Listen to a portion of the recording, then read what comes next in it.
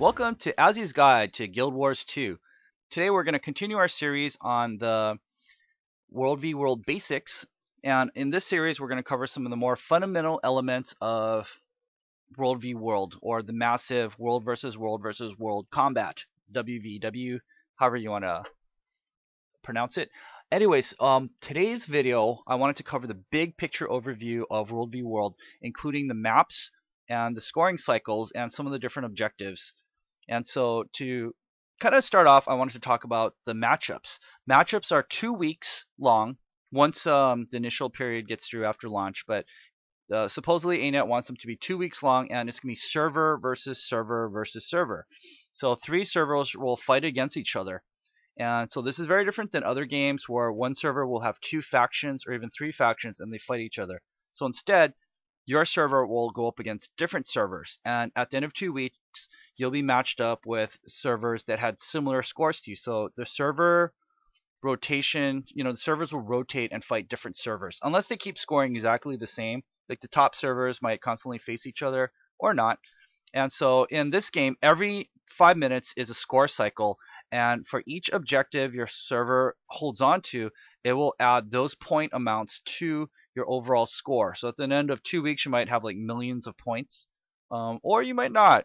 And so we shall see. But before we go into details about that, I wanted to cover that Guild Wars 2 World v World is fought over 4 maps. There are 3 borderland maps. They are identical pretty much, except for which server owns the Citadel, which is in the middle, and where the other 2 servers spawn. So each map is different. So like red server will have their own home world, blue, green, and then the other 2 servers will pop out on the bottom in different spawn spots. Eternal Battlegrounds, which was the one we looked at earlier, is a little more densely packed, and it has Stone Mist Castle in the middle, which is worth 50 points, which is a lot more points than a lot of the other objectives. So I just wanted to give you this big picture overview before we jump into details. There are 4 basic objective types that actually score points for your team, your server, once every 5 minutes. They are towers, supply camps, keeps, and Stone Mist Castle. And let me jump over to a pencil to highlight it. Oh, that's the wrong pencil. My bad. I don't even know what that is. I'm not a good artist when it comes to... Yeah, anyways.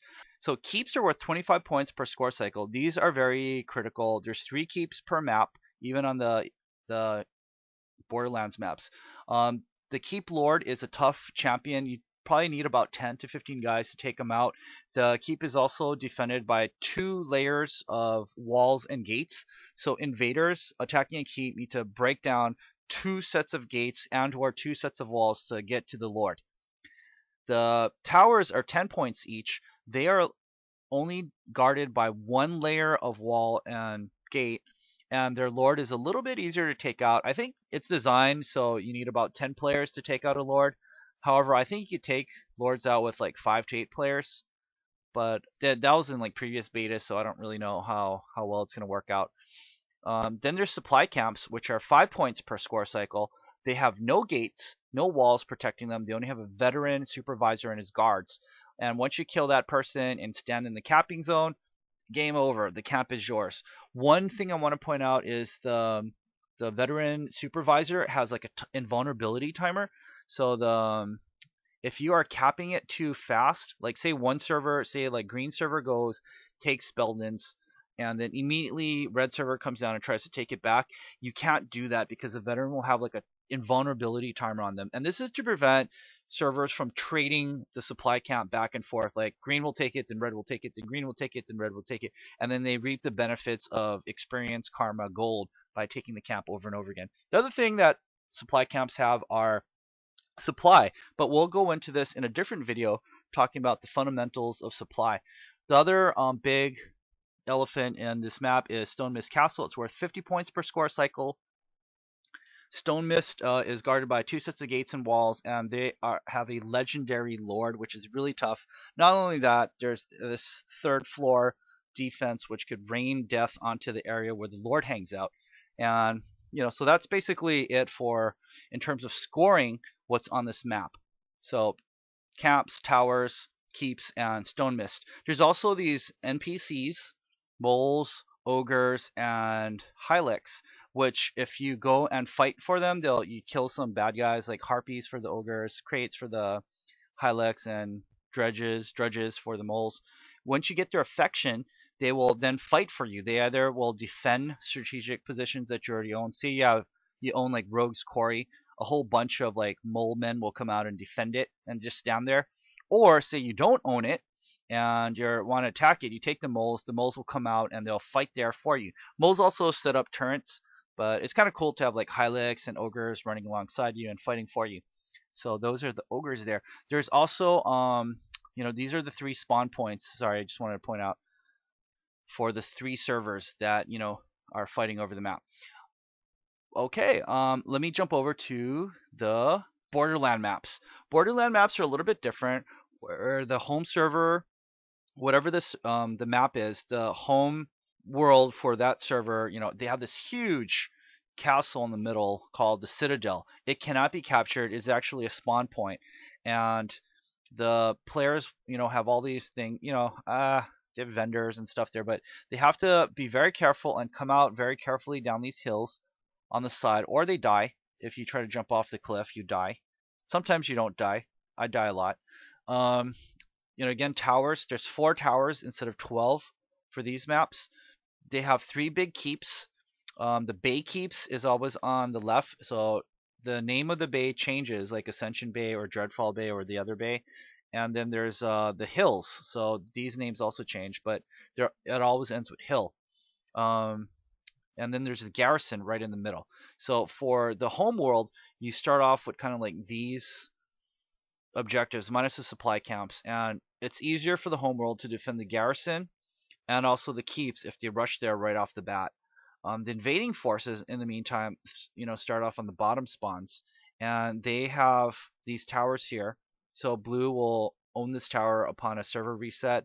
Red will own this tower on a server reset, and a lot of fighting happens here. 3 supply camps. There's exits out of the enemy or the invader spawns that go right into these supply camps on the bottom, and that's basically it.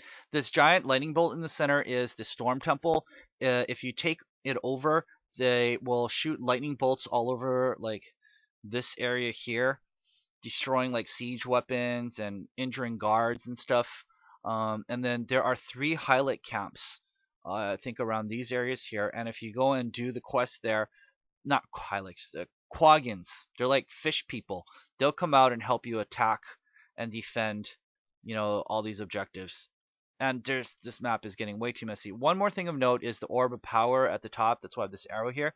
It was broken during Beta 3 and Stress Test 3, but Orb of Power, once your invading force on an enemy map takes one of the keeps, actually let me say, like you take the Dreadfall Keep or the Hills Keep, and I think Garrison may or may not have it. Once you take one of those as an invader on an enemy map, you can run up here, kill the Orb Master, and then run down and try to place your orb on a orb pedestal. And each orb gives your team 5% more health. So if you manage to own all 3 orbs across all 3 Borderlands map, you'll have plus 15% health. And so that's kind of cool. It gives you a little mini game in there in itself. So these are the basics for World v World aspects of these maps. I'm not going to like the centaur camps and the whatever is for the skill challenges. That's something else. But on the most basic level, these are the scoring points and the most biggest important objectives that are on. So on a big picture overview for the Borderlands map, supplies. There are 6 supplies per Borderlands map worth 30 points, 4 towers, 40 points, 3 keeps for 75 points, for a total of 145 points per Borderlands map, for a total of 435 points for all 3 Borderlands map. Eternal Battlegrounds is blah blah blah and da da da and ding ding ding and whatever, for a total of 275 points. Combined total is 710 points. But if you want to divide that 3-way or a little bit less than 3-way, it comes out to like 200 something points per score cycle if it's all divided up evenly, which means Stone Mist Castle at 50 points a pop is kind of important. So in terms of like overall big picture strategy for your alliances or whatever, this is something to really consider. anyways, hopefully this was helpful in terms of explaining the maps and the point systems. And, you know, if you have any questions, feel free to ask in the comments below. And I hope this was helpful. And I'll see you next time. Thank you.